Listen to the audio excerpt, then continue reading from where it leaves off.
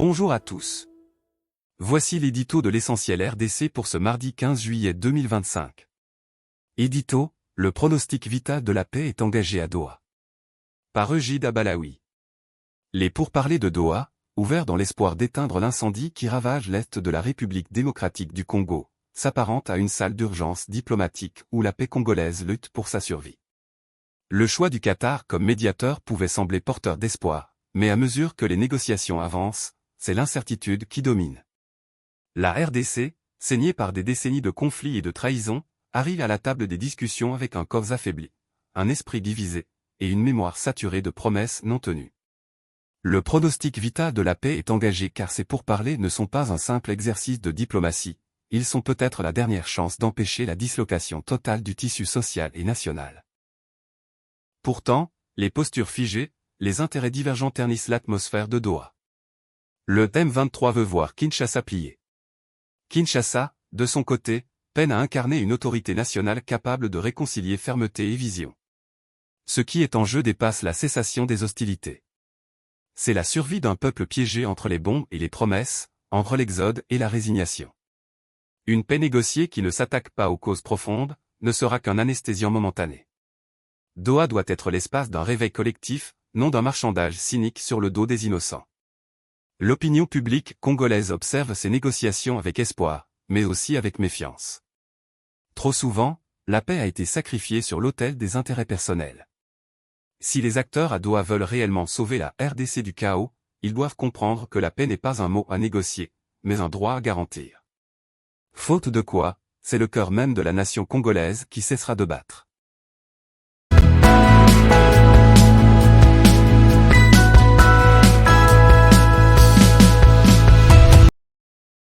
Faisons le tour de la région du Grand Kivu.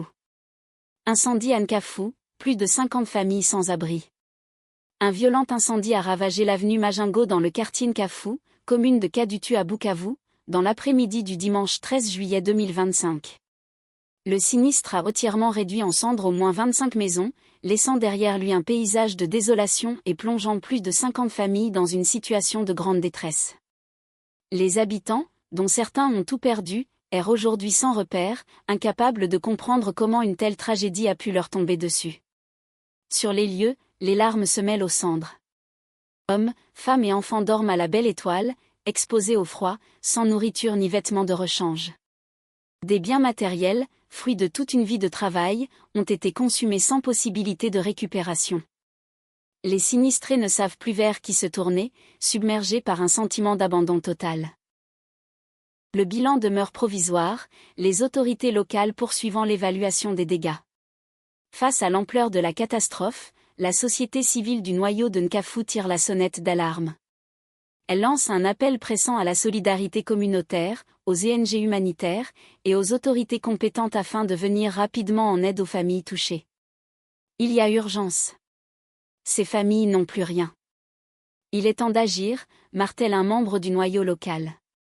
Cet incendie relance également la question de la gestion des risques dans les quartiers populaires de Bukavu, souvent confrontés à des incendies récurrents dus au surpeuplement, aux installations électriques anarchiques et au manque de prévention. En attendant les secours, les sinistrés de Majingo prient pour un geste de compassion et un début de reconstruction.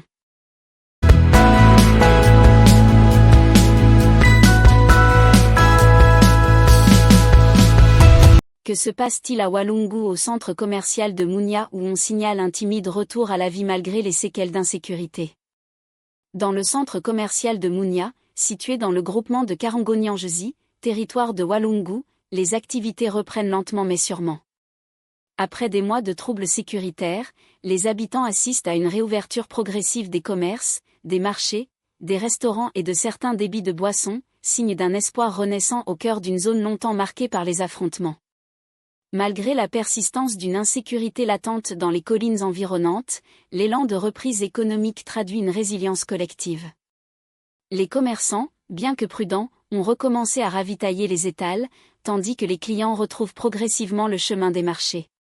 Une dynamique encourageante s'observe également dans les rues, où le va-et-vient des habitants reprend timidement. Par ailleurs, de nombreux déplacés commencent à regagner leurs habitations après avoir fui vers Kaziba, Bukavu, Mushuni ou encore Luwinja pour échapper au combat entre les groupes armés M23 et Wazalando. Ce mouvement de retour reflète une volonté des populations locales de reconstruire leur vie, malgré les traumatismes encore présents. Un habitant de retour, ayant requis l'anonymat, confie avec émotion les épreuves traversées. C'est avec beaucoup de crainte mais aussi d'espoir que nous revenons. On veut revivre, travailler, retrouver notre dignité. Mais pour cela, il faut que la paix soit réelle et durable. Un message qui résonne comme un appel à la stabilité pour que Mounia revive pleinement.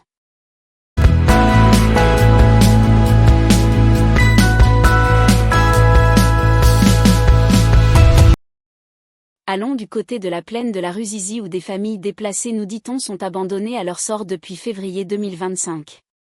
Installées à Sangué dans la plaine de la Ruzizi depuis plusieurs mois, plus de 46 familles déplacées par la guerre survivent dans une précarité insoutenable. En provenance de Goma, Nyangezi, Bukavu, Katogota, Kaziba, Kamanyola et Luvungi, ces victimes des violences armées ont trouvé refuge loin de leur terre, mais sans le moindre accompagnement digne de ce nom. À leur arrivée en février 2025, ces familles avaient d'abord été temporairement accueillies dans une église avant d'être confiées à des familles d'accueil locales, déjà elles-mêmes en situation difficile. Depuis, aucune assistance humanitaire ne leur a été accordée, et les autorités ne se sont jamais déplacées pour évaluer leurs besoins ou leur venir en aide. Une absence d'attention qui aggrave leur détresse. Pacifique Kitange, leur porte-parole, ne cache pas son amertume. Nous sommes comme oubliés du monde. Nous avons fui les balles pour trouver ici le silence cruel de l'abandon. Pas un sac de riz, pas un mot d'espoir. Son témoignage met en lumière la dure réalité de ces déplacés qui peinent à s'alimenter, se soigner ou scolariser leurs enfants. Face à cette urgence humanitaire, la communauté nationale et les organisations internationales sont appelées à se mobiliser. Le sort de ces familles interpelle, non seulement sur la situation sécuritaire persistante dans l'est du pays, mais aussi sur l'indifférence institutionnelle face à la souffrance des plus vulnérables.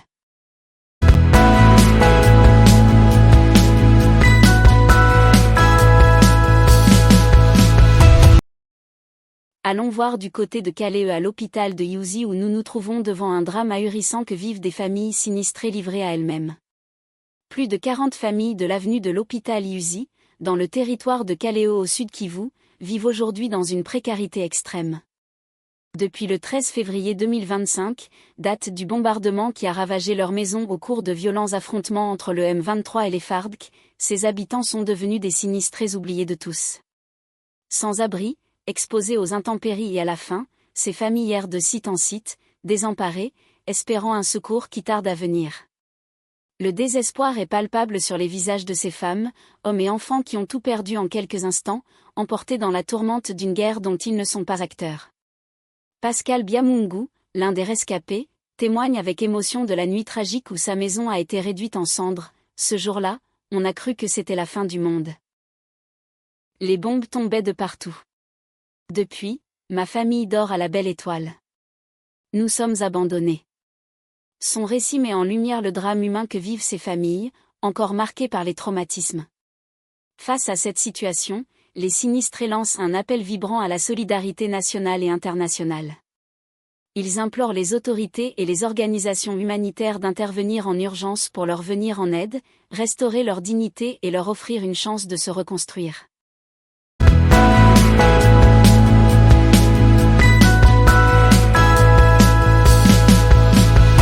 Comme d'habitude, nous terminerons notre édition par ces précieuses recommandations de la parole de Dieu. Un message essentiel pour toi, à qui irions-nous ? Dans l'évangile de Jean, chapitre 6, verset 68, Pierre pose une question essentielle, « Seigneur, à qui irions-nous ? Tu as les paroles de la vie éternelle. » Cette déclaration vient après un moment de grande tension où beaucoup de disciples ont quitté Jésus à cause de ses enseignements difficiles. Pierre, cependant, reconnaît que la véritable source de la vie, de la vérité et de l'espérance se trouve en Christ. Dans un monde où tant de voix et de philosophies nous entourent, cette question résonne profondément pour nous aujourd'hui. À qui, sinon à Jésus, pouvons-nous nous adresser pour trouver un sens, une direction, et une paix durable ? Nous vivons dans une époque où les incertitudes et les défis sont omniprésents. Les valeurs se dévaluent, et souvent, le cœur de l'homme cherche désespérément des réponses dans des lieux éphémères, les plaisirs matériels, le pouvoir, ou même les relations humaines. Pourtant, comme Pierre l'affirme, tout cela ne peut combler le vide que Dieu a placé en nous. Les richesses matérielles peuvent apporter une satisfaction temporaire, mais seul Jésus peut remplir notre âme de vie et d'espérance éternelle. Il est notre refuge et notre force inébranlable en temps de tempête. La beauté de la réponse de Pierre repose sur la révélation de ce que Jésus offre. Les paroles de la vie éternelle ne sont pas simplement des mots, mais une promesse vivante d'une relation avec lui. Quand Jésus dit « Je suis le chemin, la vérité et la vie », Jean 14h6, il nous invite à le suivre, à plonger plus profondément dans sa sagesse, et à nous abandonner à son amour transformant. Dans un monde où les valeurs changent et où les certitudes s'effondrent, la stabilité qu'offre Christ est incomparable. Il n'est pas seulement un guide, il est la réponse à nos quêtes les plus profondes. En conclusion, mes frères et sœurs, réfléchissons à notre propre vie et à la direction que nous prenons. À qui irions-nous ? Souvenons-nous que Jésus est la source inépuisable de la vérité et de la vie. Ne laissons pas les distractions de ce monde nous détourner de notre foi. Engageons-nous à approfondir notre relation avec lui, en reconnaissant qu'en Christ, nous trouvons tout ce dont nous avons besoin pour naviguer dans les turbulences de la vie. Que chaque jour, nos cœurs résonnent avec la même certitude que celle de Pierre, « Seigneur, à qui irions-nous ? Car c'est auprès de toi, et de toi seul, que nous trouvons la vérité, la paix et la vie éternelle. »